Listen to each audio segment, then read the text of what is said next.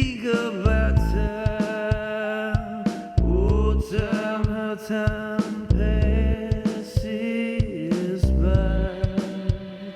Do you still think about how time goes by?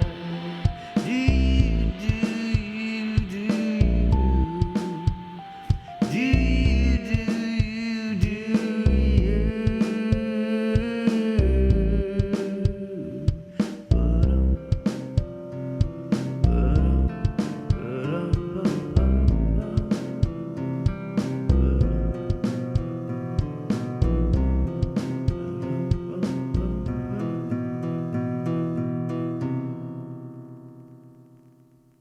I am consumed with an obsession to sail, to get away from Los Angeles. Many nights I go to Marina del Rey and look from behind the chain link fences that keep trespassers out of the exclusive docks, where only members are allowed. This obsession eats me away. Everything I do, even the simplest tasks, in my mind get me closer to leaving on my circumnavigation. In my head I think, I'm going to the bank today because it is a small but necessary errand that separates me from my goal.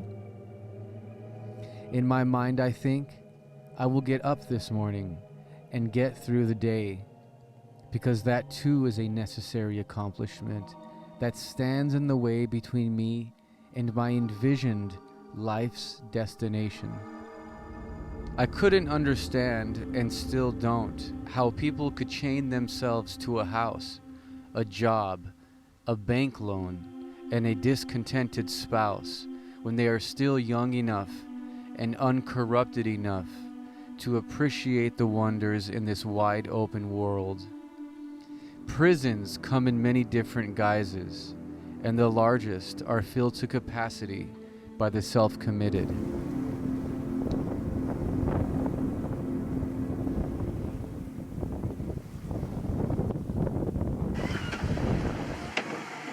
In my early years sailing, I always had crew with me, and so first passage offshore, I had a hometown buddy from Detroit area, sailed with me. We were heading from Detroit to the West Indies, and we went from New York City offshore for 7 or 8 days to Bermuda.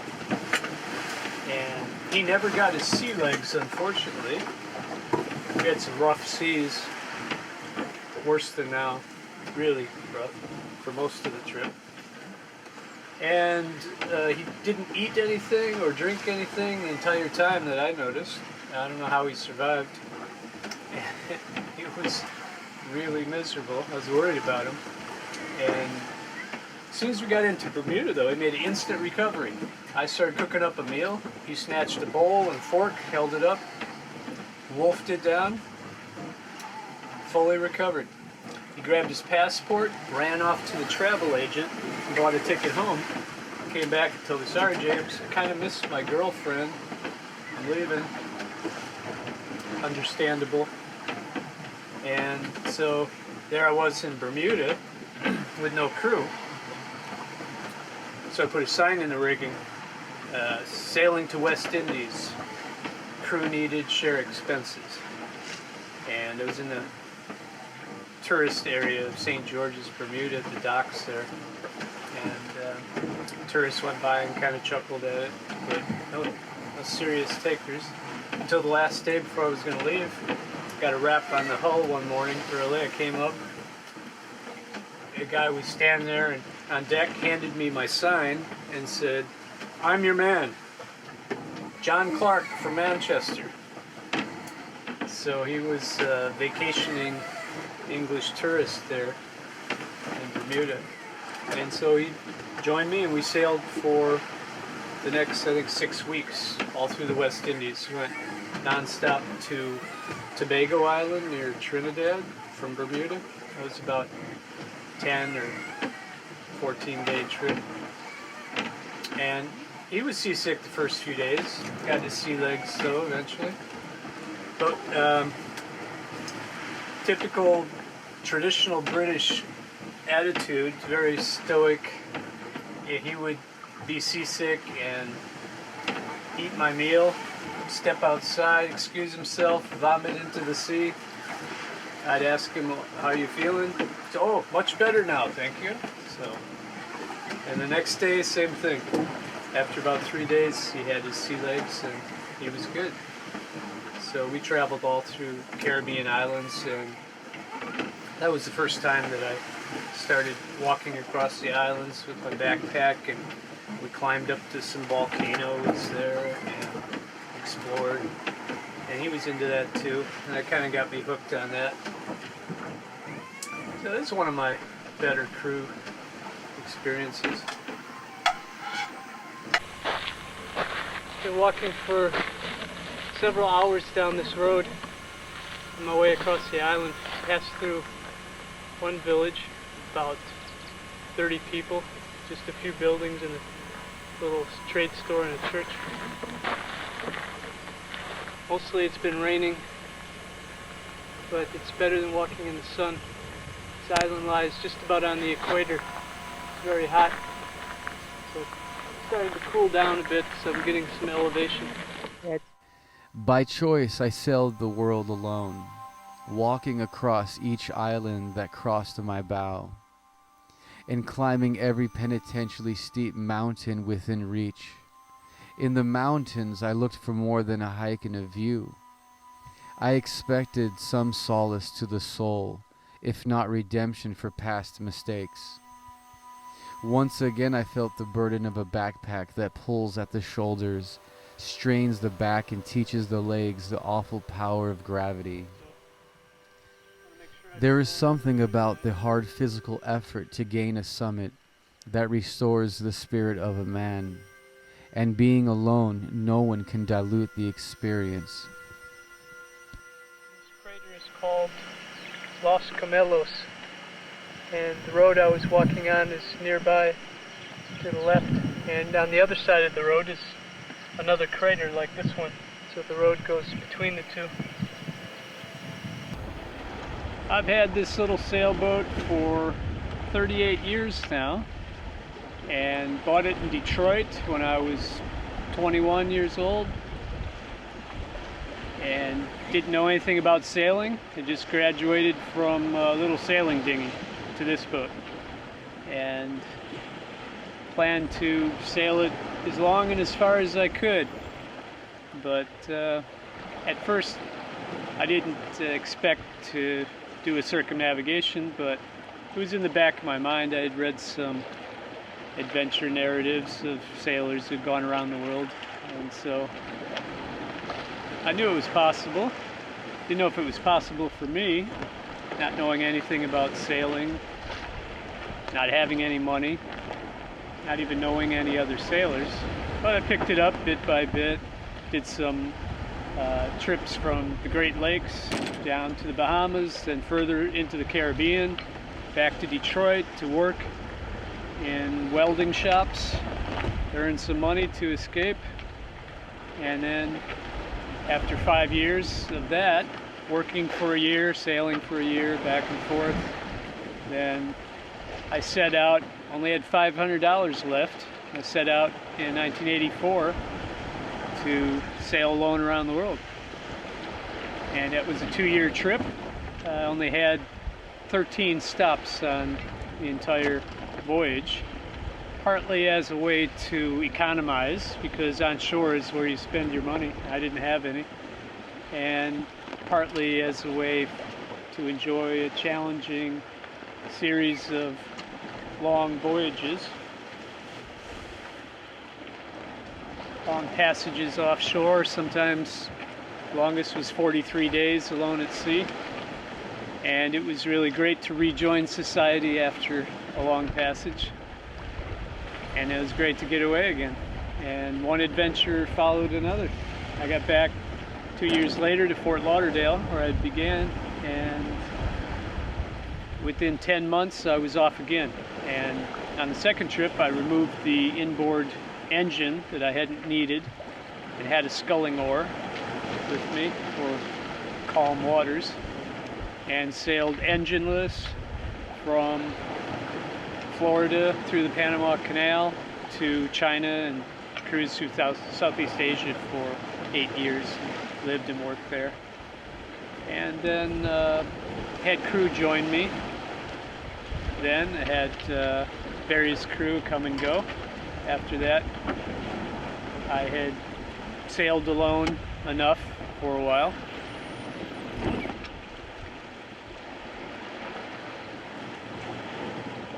And then after some 13 years, ended up back here on the East Coast of the U.S. And we eventually settled down in Brunswick, Georgia. We still do delivery trips occasionally down the Caribbean, across the Atlantic, or take people out sailing, go for local trips ourselves, and refit a lot of boats in the meantime here, get other people launched on their voyages. In 2014, I was 34 years old, a young man with an old man's cynicism, still living in Los Angeles and still looking for a way out. I carried a load of angry childhood memories, a distrust of authority, and a sense of meaninglessness of pursuing the American dream. My negativism had me in mental knots. Stuck in traffic on the 405 freeway made me crazy. I couldn't understand what the hell we're all doing here, fighting for space on this ribbon of concrete, sucking in smog and cursing at each other while we fought our way to hated jobs in order to carry on our harried lifestyles of expensive cars, oversized houses, and mind-numbing social routines. My chief roadblock to escaping this mess away was my perceived financial and social obligations. I resented that dependence and wanted to find a way to set myself free, to be somewhere out there on the sea, exploring the world, romancing exotic women, and toasting to my triumphant rebellion. Wind's picking up a bit, so I'm going to put a reef in the main by going up, lowering the halyard, then pulling in the first reefing line and securing the sail down at both corners of the tack and the flue, and then rehoist it.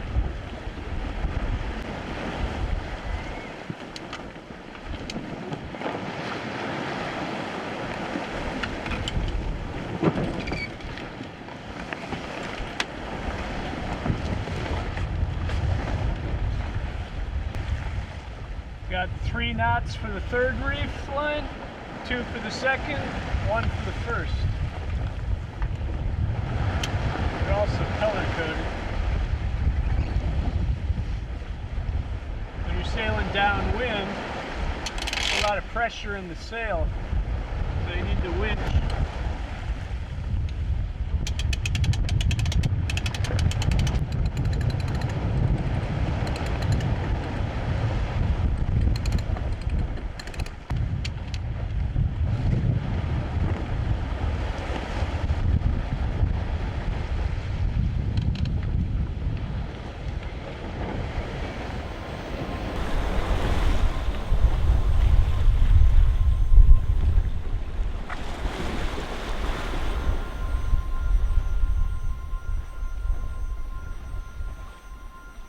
James stands looking out off the starboard deck from Atom. He braces the shroud stay in his hands for support. He feels the stainless steel wires in his hands, a feeling so familiar that it is simply instinctual. His boat, for 35 years, they have burrowed new paths together. From this starboard vantage point, on a passage across the Pacific Ocean, making landfall in the Galapagos Islands. James, 28 years old and full of youthful inspiration, observes again his surroundings. The memories flood. Just past an island over there, small one. But this one is almost 3,000 feet high. A volcano at the center.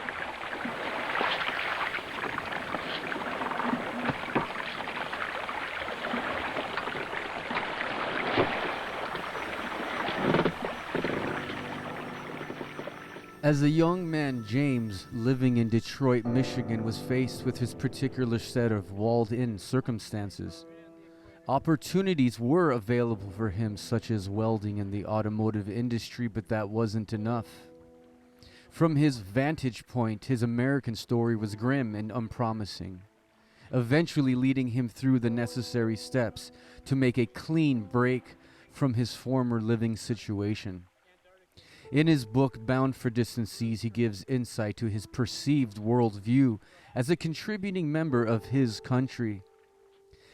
The lawmakers believe that anything in the best interest of the people must be enshrined in law, that we common folk must be protected from every possible hazard in life. Freedom and wilderness ashore are racing each other to extinction. At sea, you can still find a fleeting taste of both, but move quickly before the government-fed parasites have taxed the wind in your sails, re-educated you to think as they do, legislated your thoughts as well as your movements, and gained control over your very destiny. Although we cannot survive in a state of anarchy, a sailor knows we must have a taste of freedom from time to time to truly live. Yeah, I was inspired reading as a teenager books like Sailing Alone Around the World by Joshua Slocum, the classic, first person to do it. And then there was Dove, Robin Lee Graham, the youngest sailor to solo circumnavigate. Eventually made a movie out of that book called Dove.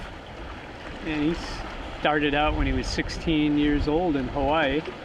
A lot of support from his parents, and returned home when he was 21. And that was a big deal back then in the 60s and early 70s. Nowadays there's even younger sailors going out there to break records. I've never been interested in breaking records myself, but I can see the desire there. By this stage in our passage, things are progressing along nicely. We've made good distance across the Gulf Stream. We've got to chum it up. I've heard what inspired James to go sailing and the details of his early travels. The sailing has been pleasantly idyllic. In a moment of inner reflection and premature bravery, I think to myself, gosh, I can do this. The soft colors in the picturesque sky radiate a sense of encouragement, reinforcing my lofty thoughts. Meanwhile, the storm brewing off Canadian waters in the north forecasts strong winds in our direction, bringing with it a looming reality face slap.